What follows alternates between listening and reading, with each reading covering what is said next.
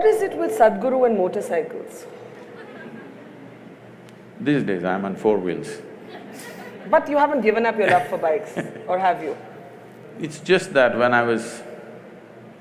I started, trekking in the jungles when I was 10, 11. I would be gone. If I had 10 rupees in my pocket, I would organize my food and I'm gone with this little note in the house. I can imagine my parents, I always wished I shouldn't have a boy, ever. Girls can run away too on bikes. They run later.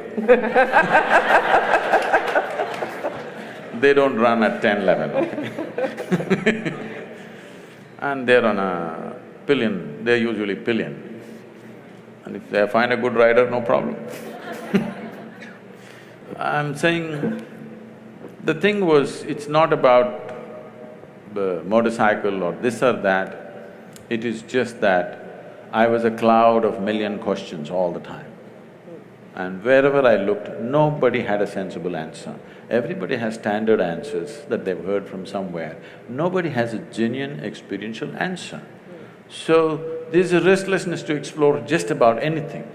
When I was 10, 11 years of age, I would be gone into the forest for 3, 4 days. Once food ran out and I couldn't survive there, I would come back. So, initially a lot of excitement, but later on they kind of settled down, they knew I'll get back.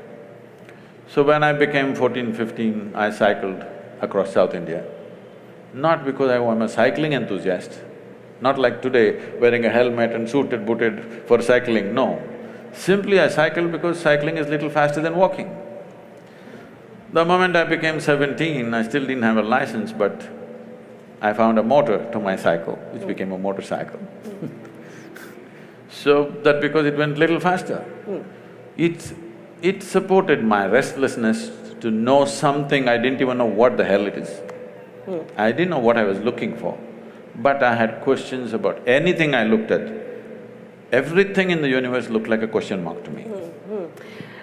But the question about the motorcycle is really to ask whether the motorcycle, the Land Rover or Land Cruiser, which one is it now? Land Rover, Land Cruiser, I'm not sure.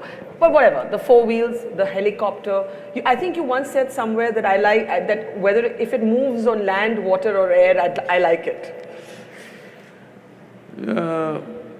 This is not… one thing is I like anything that works, and machines work. Yeah. The more efficiently work, the better they are. And why it's important is, after all, what is the quality of an individual human being?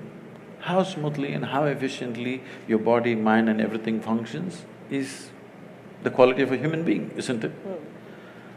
So machines always excited me, whether it's a bicycle or motorcycle or because of, lack of the necessary, probably the fitness that I was at that time. I crisscrossed India on the motorcycle. Today it would be hard, so you get into something little more comfortable. But while that makes you a very interesting character to observe, did you ever worry that you'd be labelled or dubbed a richy rich person's guru? This is the Sadhguru who flies his own planes, who likes his BMW, who likes his game of golf, who likes having a little frisbee match on the greens. Let's come to that. See, the thing is,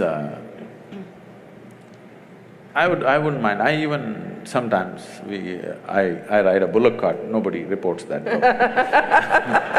I love to handle the bulls and I still drive them sometimes. But now I want to have a conversation with you. This afternoon till 2 o'clock, I was in Jodhpur. Yes. I could have come by bullock cart or a camel cart. You had to wait for 5 days. I came on time, you must appreciate that. So it's about efficiency is what you're saying? Yes. So I personally learned to fly a helicopter, where I don't have the time for these things, but I somehow fit in this and learned because 70% of our work is in rural India. I thought this little helicopter I could set the place on fire because I'm half the time stuck, half my life I'm on the road stuck in some traffic, driving myself, all the time behind huge… everywhere. There's no place in the country where there's no traffic jams. Believe me, even in rural India there are traffic jams.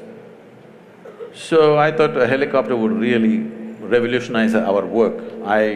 picked up the thing, I got my license, FAA license, but in India it's so difficult to get the license because many of these rules were made before Wright brothers came.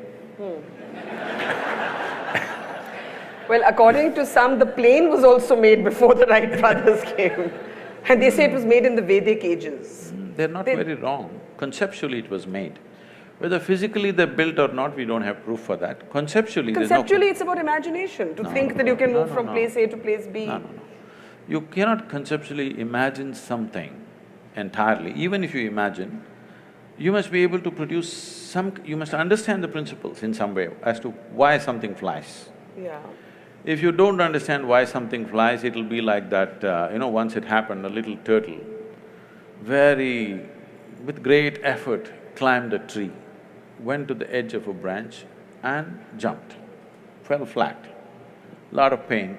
Slowly again he crawled up in another 2 days, again up, jumped, fell down, again up, fell down. After a few days, two birds were sitting on the opposite tree. They were talking and they said, I think it's time we tell him he's adopted. All right. So I'm saying, what cannot fly, you cannot make it fly. Yes. People thought in detail as to what can fly, what cannot fly. Conceptually they thought, whether they built or not, we don't know.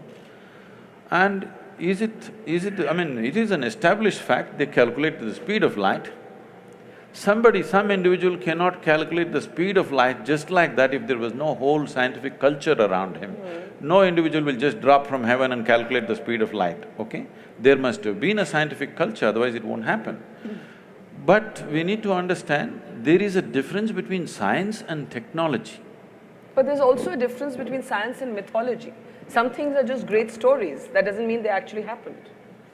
See, for example, there are images or there are sketches which probably somewhere between 3,000 to 4,000 years ago were made, where it clearly shows a turtle and a round planet sitting on it and going around. Turtle is the best example, best analogy for a planetary movement, because a turtle cannot accelerate.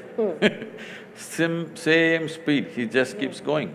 So a round planet on a turtle is the best way to describe how a planet moves around. And the very word for geography in this country is Bhugoal, which means it's a round planet. So it is not because of Galileo we know it's a round planet, we have always known. How do we know? We can't know just one scientific fact and not know the other aspects related to it. So this thing about anything Indian beating it down is because one thing is that culture has evolved because half the people, their brains are in Greenwich Mean Time. They've still not gotten out of the 1948, whatever happened. We struggled for independence, we came out, not just to send them out, but to be who we are. So that problem is still there. And now there are upstarts who claim all kinds of things. There has to be an even balance, not beating down this or pumping it up in an unrealistic way. But you cannot deny Indian mind has thought about things that nobody had thought about in those times. There is no question about that. But there is a distinction between science and technology. Science can evolve because of certain intelligence. Technology needs material, manifestation. Now we are trying to claim technology, which we should not. If we just focus on science, many things will be attributed to India for sure.